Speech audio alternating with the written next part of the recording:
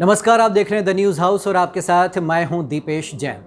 मध्य प्रदेश में कई सालों पुरानी एक परंपरा जून की पहली तारीख को टूट गई। जी हां, मध्य प्रदेश में हर महीने की पहली तारीख को मंत्रालय के बाहर सामूहिक राष्ट्रगान का आयोजन किया जाता रहा, लेकिन इस बार इस महीने 1 जून को ये आयोजन नहीं हुआ। इसके बारे में ना तो सरकार की ओर से कोई स्पष्टीकरण आया, ना ही कोई वजह बताई गई। ये तब हुआ जब प्रदेश में शिवराज सरकार है जिसने इस आयोजन की शुरुआत की थी। हालांकि एक मर्तबा जब कमलनाथ सरकार सत्ता में आई थी तब ये आयोजन नहीं हो पाया था और तब इसी बीजेपी ने इस मामले को लेकर काफ़ी हल्ला मचाया था।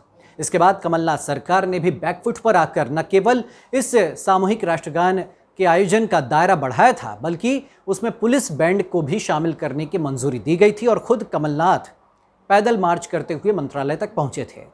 तो सवाल उठता है कि आखिर वो क्या वजह रही जो ये परंपरा टूटी।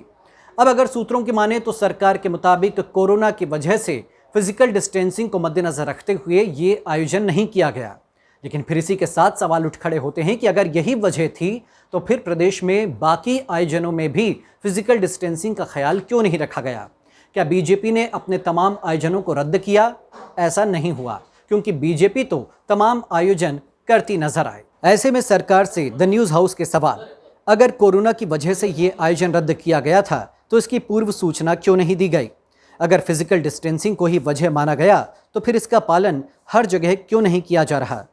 बिना फिजिकल डिस्टेंसिंग रखे कोरोना काल में भी बीजेपी दफ्तर में कांग्रेस नेताओं को सदस्यता क्यों दिलाई गई? कोरोना की वजह से सीएम शिवराज का पार्टी मुख्यालय में कार्यकर्ताओं को संबोधन क्यों रद्द नहीं किया गया? जब पूर्व मंत्री पीसी शर्मा ने मंत्रालय के बाहर राष्ट्रगान किया तो क्या अधिकारी राष्ट्रगान की परंपरा नहीं निभा सकते थे?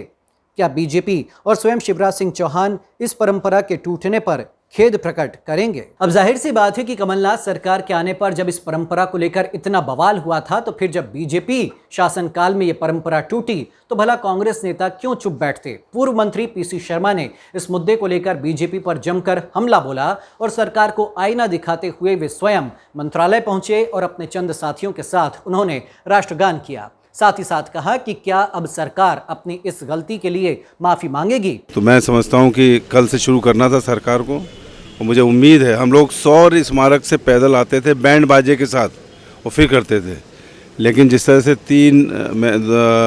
1 तारीख निकल गई और नहीं हो पाया, इसका हम लोगों को अफसोस है और हमें आशा है कि सरकार पुनः इसको शुरू करेगी। हमने इस बारे में मंत्रालय के अधिकारियों से भी बातचीत की कोशिश की तो पता चला कि जिस विभाग के पास इस आयोजन की जिम्मेदारी रहती है उसने कोई आदेश जारी नहीं किया।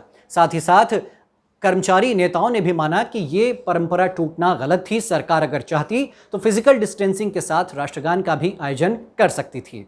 एक और मजेदार बात कि इस कोरोना काल में भी जब बीजेपी मोदी सरकार के दूसरे कार्यकाल के पहले साल का जश्न मना रही है और वर्चुअल रैली का आयोजन कर रही है, तो फिर राष्ट्रगान का भी आयोजन इसी तरह से क्यों नहीं हो सकता था? क्या सरकार वर्चुअल राष्ट्रगान कर इस परंपरा को नहीं निभा सकती थी? अब ऐसे में देखना है कि सरकार अपनी इस गलती पर क्या सफाई पेश करती है और इसका भूल सुधार कब तक करती है। कैमरामैन संजय अंकिल के साथ मैं Deepesh Jain, the news house के लिए।